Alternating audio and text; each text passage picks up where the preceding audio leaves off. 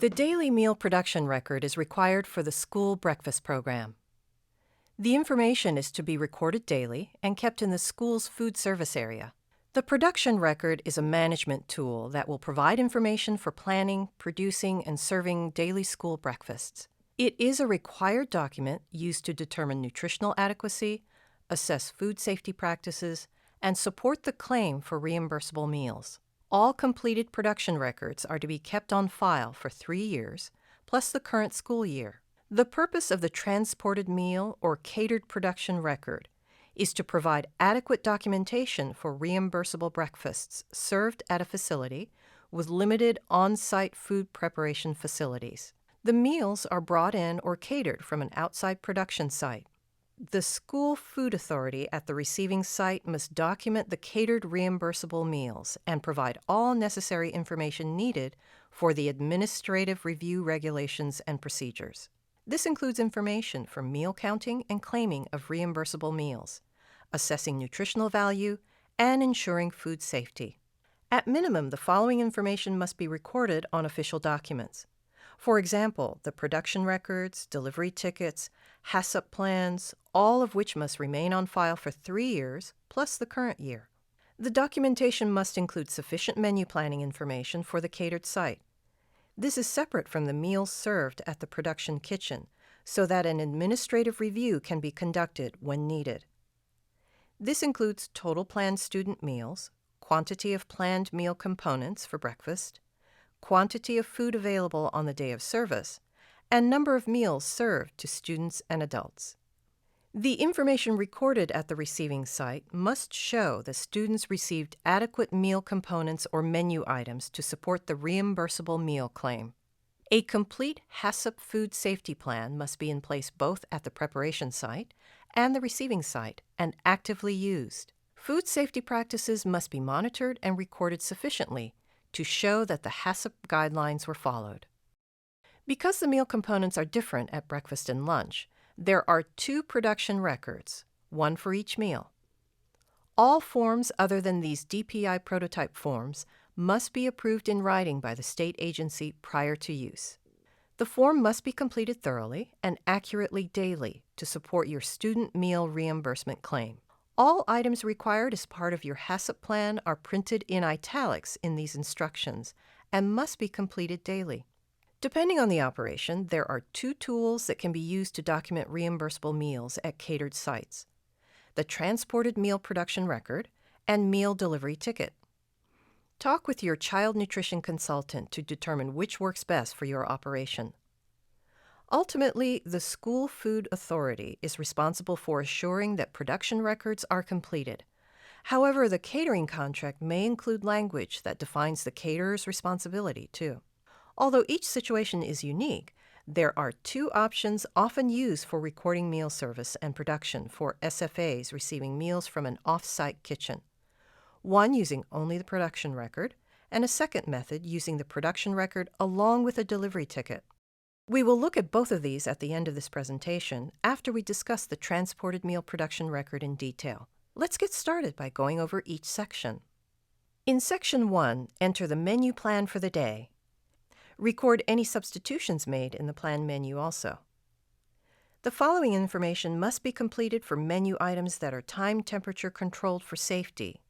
The temperature of all TCS foods will be checked using a properly calibrated thermometer upon receipt of the catered foods at the serving site and recorded along with the time of the delivery.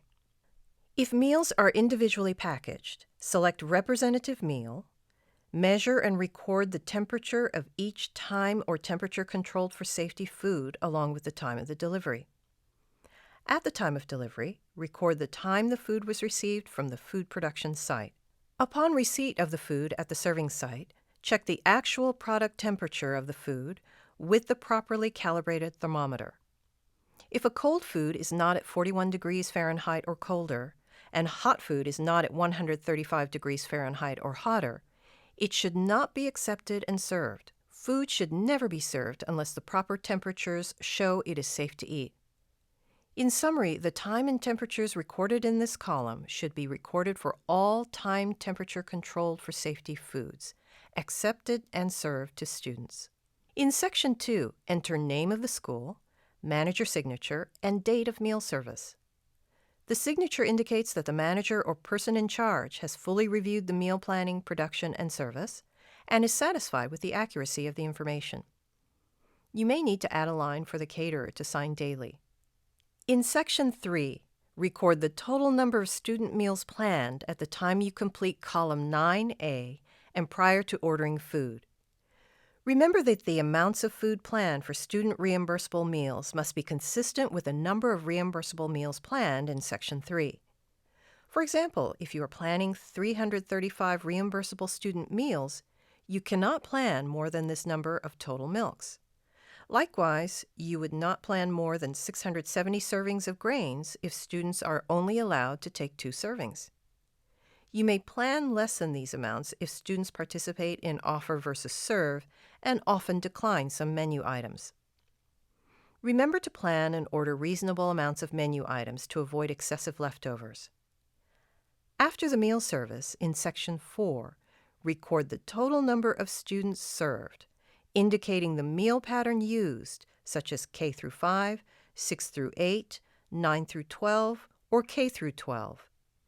Indicate the number of child nutrition meals, if any, other adult meals purchased, adding all columns to determine the total meals served. Check if students participate in offer versus serve, and indicate grade levels implementing offer versus serve. Check that water is available at meal service. In Section 5, the personnel information and these 5 items support your daily HACCP plan. Each should be checked if in place. Note any corrective action taken if you were unable to check that all were in place. Healthy. Are all employees who are handling and serving foods healthy? If an individual is sick, she or he should not be handling exposed food, single-use articles, cleaned and sanitized dishware and equipment, and clean linens. If an individual is sick, he or she should not be handling exposed food, single-use articles, cleaned and sanitized dishware and equipment, and clean linens. Clean appearance. Are employees properly dressed according to the food safety standards outlined in 2-4, prerequisite programs? Washing hands. Are employees properly washing their hands with warm water, soap, and drying? No bare hand contact. Employees should not be handling cooked or ready-to-eat foods with their bare hands. They should use tongs, utensils, deli tissue, or single-use gloves. Thermometers checked and calibrated if needed. Are thermometers checked for accuracy daily and calibrated if needed? Calibration is the process of verifying the accuracy of a thermometer. Thermocouples do not require calibration. If using one, make a notation of NA or not applicable. From the menu items written in Section 1, list by meal component the foods to be served. Include descriptive information about each product to assure an accurate nutrient analysis. For example, sweetened, reduced fat, fat-free, diced, sliced, fresh, frozen, etc. Identify whole wheat products with WW and whole grain products with WG. Also provide sufficient product description and weight, such as WG blueberry muffin, reduced fat, 4 ounces. Remember to specify the various milk varieties the same way that you list any other menu item. Include condiments with the serving size, for example, jelly, 1 ounce packet, and description of other condiments such as cream cheese, fat-free, reduced fat, etc. Items added on the day of service would be considered a menu substitution, since the original planned amounts would be adjusted to accommodate this last-minute addition. If any menu items are substituted on the day of meal service, draw a line through the menu item that will not be served, and list the substituted menu item in this section. Complete columns 7 through 12 for the menu substitution. In Section 7, enter the amount of meal pattern contribution for each menu item. Meal components are different for breakfast and lunch, requiring the use of different production records for each meal. The meal components at breakfast could be 2-ounce equivalents of grain, 1 cup fruit, 1 cup milk. Remember that the meal pattern contribution may be different than the actual weight or measure of the portion size. For example, a large blueberry muffin may contribute 2-ounce equivalents of grain to the meal pattern, but the total weight would be 4 ounces. The actual portion size listed in column 8 would be 1 each. For column 8, enter the actual portion size of each menu item. Portion size is the amount of food expected to be on the tray or plate. Remember that the portion size must be in measurable units such as each, cup, ounce, etc. This information can be obtained from the USDA Food Buying Guide, Child Nutrition Labels, USDA Food Fact Sheets, or recipes. Check the portion size by measuring or weighing the menu item. If the portion size is inadequate, contact your caterer. Use accurate measuring cups and an ounce scale for weighing menu items to help you document that you are receiving an adequate amount for the meal components. In Section 9A, enter the number of portions or servings ordered for each menu item. For Section 9B, the caterer must provide the bulk quantity of the amounts of each menu item prepared and delivered for the meal. Merely recording number of servings or portions is not sufficient to show that the amount of food was adequate for the meal pattern requirements. If the caterer is recording the amount of food prepared on a delivery ticket, it does not need to be recorded in column 9 of the production record. However, the delivery ticket must be attached to the daily production record before filing. In Section 9C, enter the number of portions or servings received from the caterer for each menu item. In column 10A, record the number of portions or servings served to students as part of reimbursable meals. In the next column, record the number of portions or servings of each menu item served for adult-priced meals or served to adults, including child nutrition employees. And then enter the number of servings of each menu item that were sold that were not part of a complete reimbursable meal. This information is recorded only if your organization sells serving foods to adults or students that are not part of a reimbursable meal.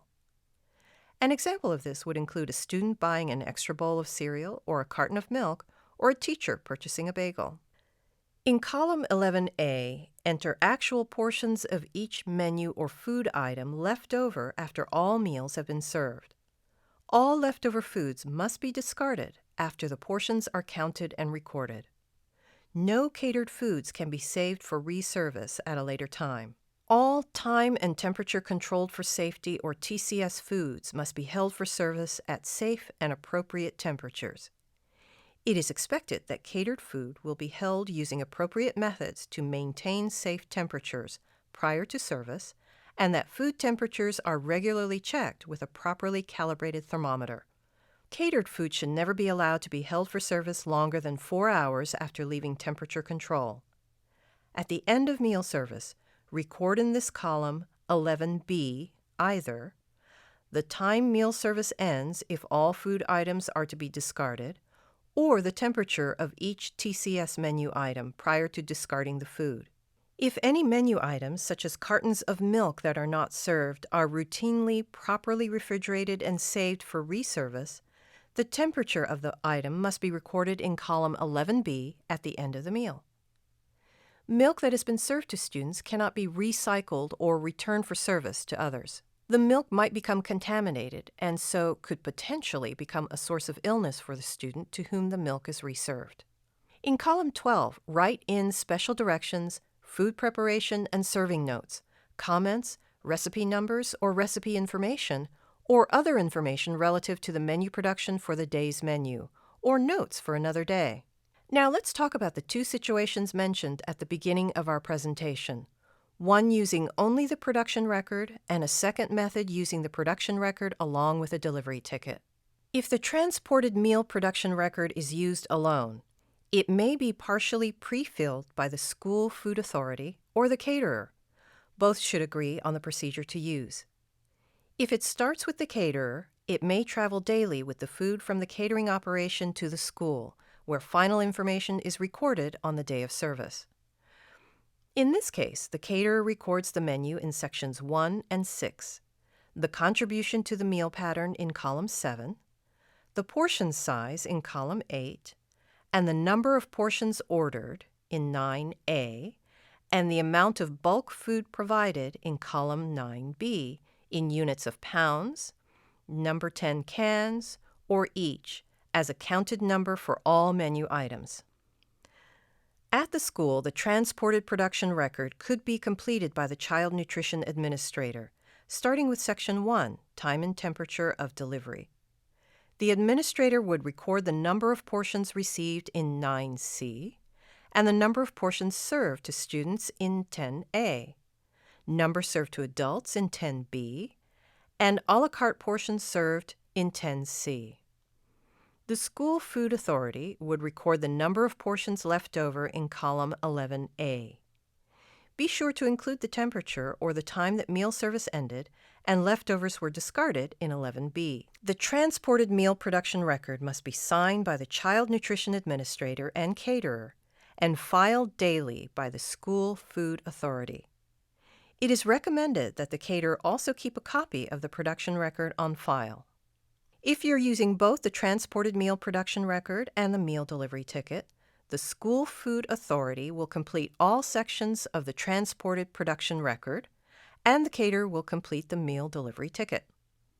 The caterer will complete the meal delivery ticket documenting the contribution to the meal pattern, portion size, quantity of food prepared in units of pounds, number 10 cans, or each.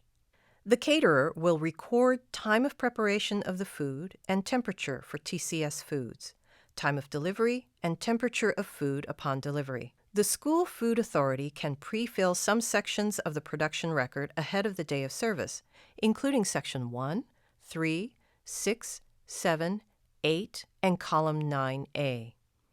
The School Food Authority and caterer must work together to determine who is responsible for documentation of information needed for columns 7 through 8, the contribution to the meal pattern and portion size. Upon delivery of the food on the day of service, record in Section 1 the time and temperature of foods that are time temperature controlled for safety, when delivered, and number of portions received in 9C. Other information from the meal delivery ticket can be transferred to the transported meal production record. However, it is recommended that the meal delivery ticket be attached to the transported meal production record daily. After meal service, record the number of portions served to students in 10A and to adults in 10B, a la carte portions served in 10C, and leftover information in 11A and 11B as shown earlier in this presentation. Remember, the delivery ticket must accompany the meal and be signed by the caterer and the Child Nutrition Administrator. It should be attached to the transported meal production record and filed by the School Food Authority. The caterer should also keep a copy of the meal delivery ticket on file. When a school's central kitchen is catering another site where meals are claimed for reimbursement, this may be another school or an early college site. Both the daily meal production record and transported meal production record can be used to document reimbursable meals for proper claiming. If meals are claimed at the catered site, such as an early college, then a transported meal production record should be completed daily for that site. The transported meal production record could travel with the food to the catered site. Often, child nutrition employees are delivering the food to these sites anyway, and can complete the information required on this production record. If the school is catering a non-school site, such as a daycare center, then the meal delivery ticket may be sufficient if the meals are not claimed for reimbursement by the School Food Authority.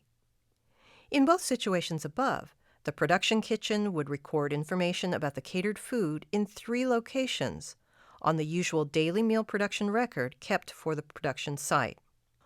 1 in column 11C, include in the total servings plan to offer the number of servings planned to offer at the catered site. 2 in column 15, include the number of servings of each menu item that were served at the catered site as non-reimbursable servings at the production kitchen. And 3 in section 4, record the number of catered meals for that day. At this point, the food to be transported are transferred from the production record at the production site to the transported meals production record for the catered site if the meals are being claimed for reimbursement.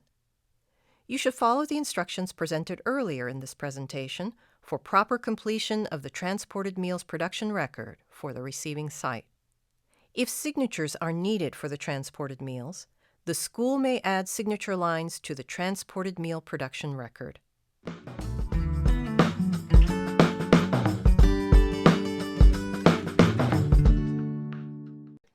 And now let's review what you've learned.